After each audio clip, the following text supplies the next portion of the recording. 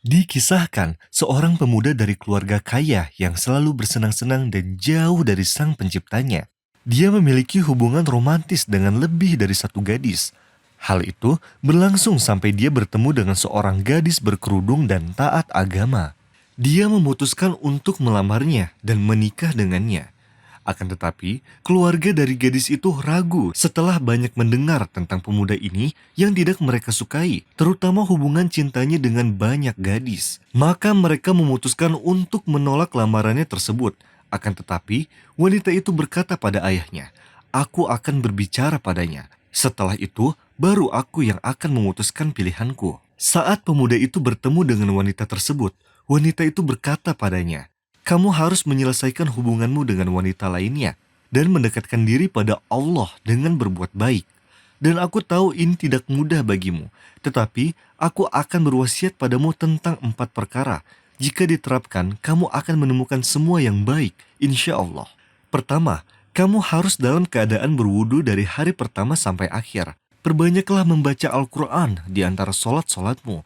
Dan ketika kamu tidur, harus dalam keadaan berwudu.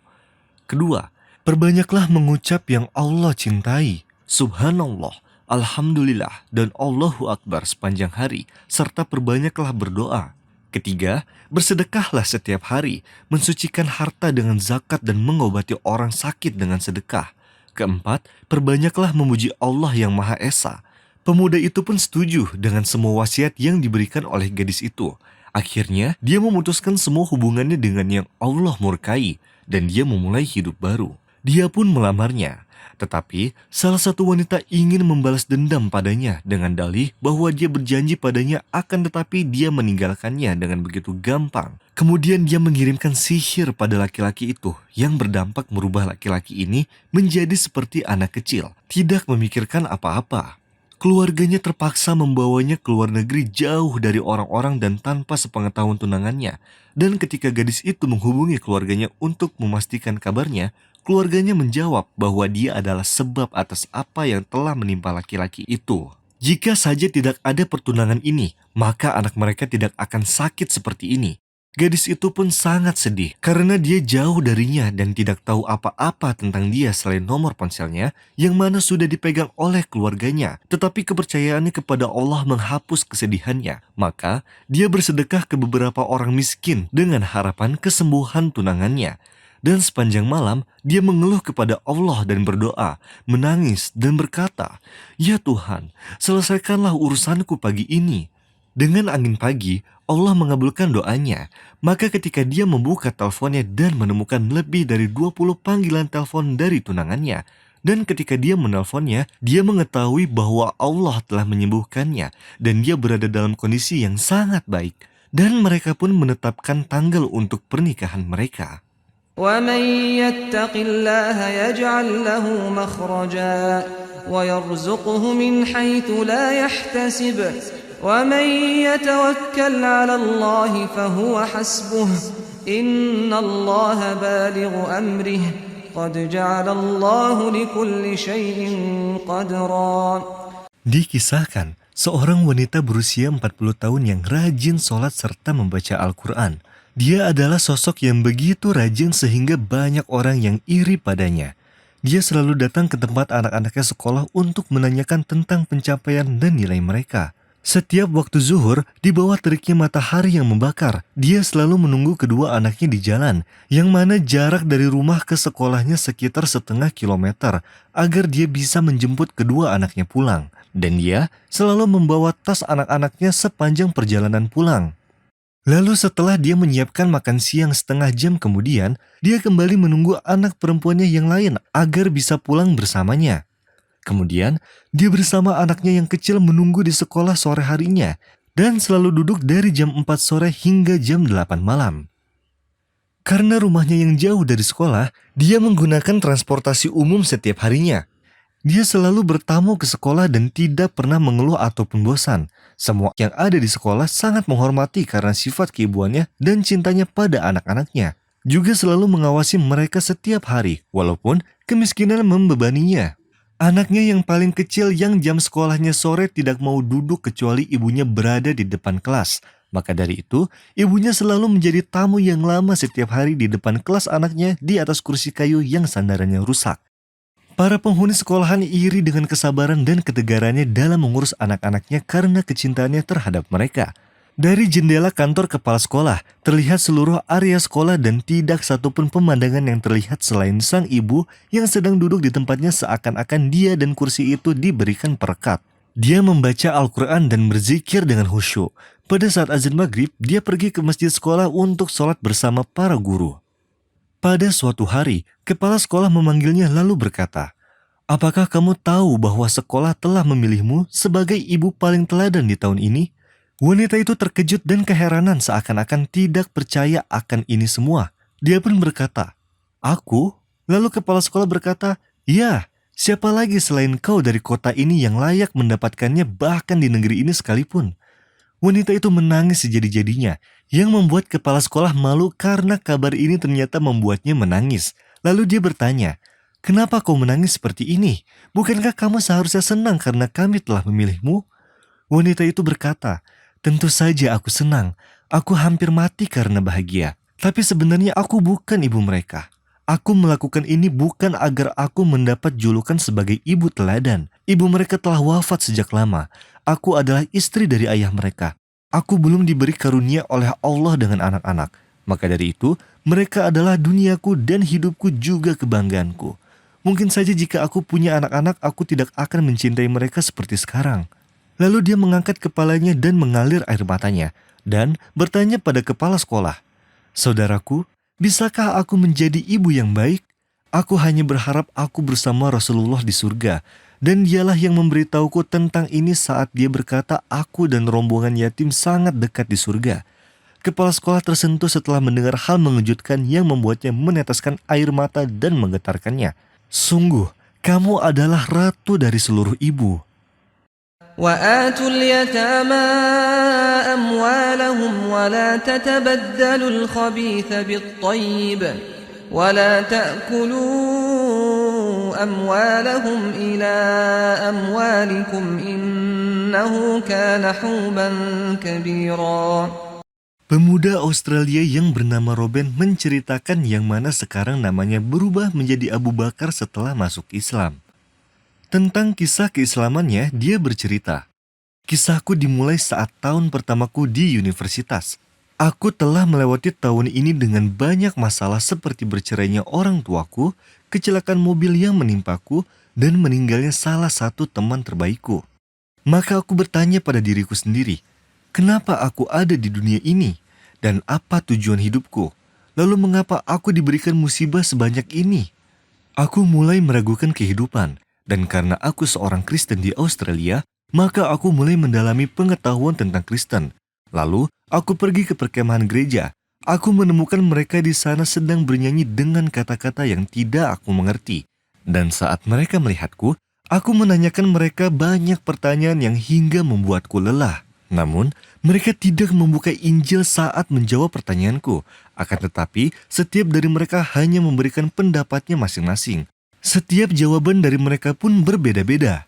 Bahkan, kadang jawaban mereka bertentangan satu sama lain. Sampai-sampai persepsi mereka tentang Tuhan menjadi tidak jelas dan kontradiktif, juga tidak meyakinkan. Seperti misalnya tentang bagaimana Tuhan disalib dan untuk menghapus dosa. Maka dari itu, aku tahu bahwa banyak penafsiran tentang kekristenan. Aku pun mulai berpikir dan bingung dengan semua ini. Sembari kuliah, aku bekerja di salah satu pom bensin. Lalu, ada salah satu temanku orang India yang beragama Hindu. Aku pun bertanya padanya, bagaimana kisah tentang Tuhan berkepala gajah di agama Hindu? Apakah kamu mungkin mengganti Tuhanmu, misalnya dengan kepala singa? Maka dia mulai berbicara tentang Hindu denganku. Aku pun membicarakan tentang teologi dengannya. Akan tetapi agama Hindu belum juga membuatku tertarik. Akhirnya aku mulai menyelidiki agama yang lain. Kali ini, aku mencari tahu tentang agama Yahudi. Lalu setelah pencarian panjang, aku menemukan penjelasan mereka tentang ketuhanan yang juga sangat kurang. Seperti kontradiksi para pendeta tentang kekristenan, yang mana Allah atau Tuhan yang digambarkan dalam Taurat tidak menghindari pertikaian antara manusia. Misalnya seperti murka, cemburu dan dengki, Akan tetapi, meminta bagian dari daging dan lemak serta tempat tinggal seperti manusia pada umumnya. Dan itu tertulis di beberapa ayat dalam Taurat. Maka dari itu, aku tidak mendapatkan apa yang aku cari di agama Yahudi. Dan terakhir aku mencarinya di agama Buddha, dan aku yakin aku akan memilih agama ini. Namun saat aku mendalami pencarian tentang agama Buddha, aku menemukan bahwa Buddha bukanlah agama, melainkan cara hidup. Suatu hari aku bertanya pada salah satu teman Kristenku tentang agama-agama yang sudah aku cari. Aku mengatakan bahwa aku telah mencari tahu tentang Kristen, Hindu, Yahudi, dan juga Buddha. Lalu dia berkata padaku, "Bagaimana dengan Islam?" Aku terkejut dan berkata padanya, "Islam? Mereka adalah teroris. Aku tidak akan mencari tahu tentang Islam. Apa yang mendorongku untuk melakukannya?" Akan tetapi, setelah beberapa waktu aku masuk ke dalam masjid tanpa membuka sepatuku. Sementara mereka sedang sujud. Aku berniat menginjak kepala salah satu dari mereka yang sedang bersujud. Lalu, aku melihat bahwa Syekh Abu Hamzah berjalan di dekatku.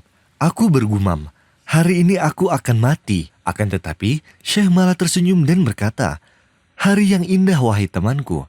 Bagaimana kabarmu?" Aku pun terkejut dengan keramahannya. Setelah Syekh Abu Hamzah menyebutku dengan baik, aku mulai menanyakannya bersama dengan pertanyaan yang telah aku tanyakan sebelumnya pada para pendeta. Dan yang membuatku terkejut adalah saat aku bertanya kepada mereka, mereka tidak menjawabku langsung. Akan tetapi, mereka memegang Al-Quran dan berkata padaku, "Bacalah di sini wahai saudaraku." Di dalamnya, aku mendapat jawaban-jawaban yang sesulit apapun. Setelah 2 minggu berjalan, aku berkata pada salah satu saudaraku sesama Islam. Aku bertanya padanya, "Kenapa kau tidak memberikan pendapatmu sendiri?" Lalu dia berkata, "Tidak mungkin aku berpendapat sementara kita berbicara tentang firman Allah." Dan itu sangat mempengaruhiku. Aku pun mengambil salinan Al-Quran, membawanya ke rumah dan mulai membacanya. Dan aku menemukan bahwa ini tidak seperti membaca kisah biasanya. Akan tetapi, aku seperti membaca sesuatu yang mana itu memerintahkanku dan menuntunku. Pada suatu malam, aku berniat untuk membuat suasana spiritual. Maka aku menyalakan lilin dan membuka jendela. Aku duduk dan berpikir tentang tanda-tanda spiritual, bukti-bukti ilmiah tentang kebenaran seperti gunung sebagai pasak bumi, atau tumbuhnya janin di rahim seorang ibu. Aku hanya membutuhkan sedikit motivasi. Aku berkata, "Ya Allah, aku akan masuk Islam sekarang. Dan sekarang aku hanya butuh sinyal kecil darimu. Bukan sesuatu yang besar seperti petir di langit atau langit yang runtuh. Hanya sesuatu yang kecil." Aku duduk menunggu lilin terangkat 4 meter seperti yang terjadi di film-film. Akan tetapi, tidak terjadi apa-apa. Aku mulai kehilangan harapanku. Aku duduk dan berkata, "Ya Allah, ini adalah kesempatanmu, dan aku akan memberimu kesempatan lagi. Mungkin kau sedang sibuk dengan waktu siang di belahan bumi yang lain." Akan tetapi, tidak terjadi apa-apa. Aku mulai putus asa, hingga tiba-tiba saja aku membuka Al-Quran, dan aku menemukan ayat ini. إن في خلق السماوات والأرض واختلاف الليل والنهار والفلك التي تجري في البحر بما ينفع الناس وما أنزل الله من السماء من ماء فأحيا به الأرض بعد موتها وبث فيها من كل دابة وتصريف الرياح والسحاب المسخر بين السماء والأرض لآيات لقوم يعقلون. Keadaanku langsung berubah. Aku merasa Allah seperti telah menuntunku. Karena alam semesta dengan segala keindahannya dan kebesarannya mustahil akan tumbuh tanpa Sang Pencipta. Aku juga menemukan bahwa seluruh agama membicarakan tentang Tuhan Yang Maha Esa ini, namun dengan tidak sempurna bahkan dijadikan candaan. Sebaliknya dengan Islam, yang mana mengagungkan kebesaran Sang Pencipta dengan cara yang sangat indah dan penuh kepercayaan. Di hari berikutnya setelah aku mempelajari tentang Islam selama 6 bulan, aku memutuskan untuk menjadi Muslim dan mengucapkan 2 kalimat syahadat. Setelah mengucapkannya, hilanglah semua ketakutan dari pikiranku. Sejak saat itu sampai sekarang belum pernah terguncang atau berubah iman dan keyakinan dalam hatiku. Keluargaku pun takut pada saat pertama kali melihat aku sedang melakukan kegiatan aneh yaitu ibadah sholat. Mereka melihatku seperti aku akan berlari dengan menodongkan senjata ke arah mereka. Akan tetapi, mereka tahu bahwa agama ini sesungguhnya membuatku menjadi manusia yang jauh lebih baik. Perlakuanku terhadap ayahku pun berubah menjadi semakin baik, membuat mereka paham tentang kebenaran Islam berbeda dengan yang dikabarkan tentang kebohongannya. Semenjak hari itu pun ayahku meminta salinan Al-Quran, dan aku yakin bahwa dia akan segera mengumumkan keislamannya dalam waktu dekat ini. Insya Allah.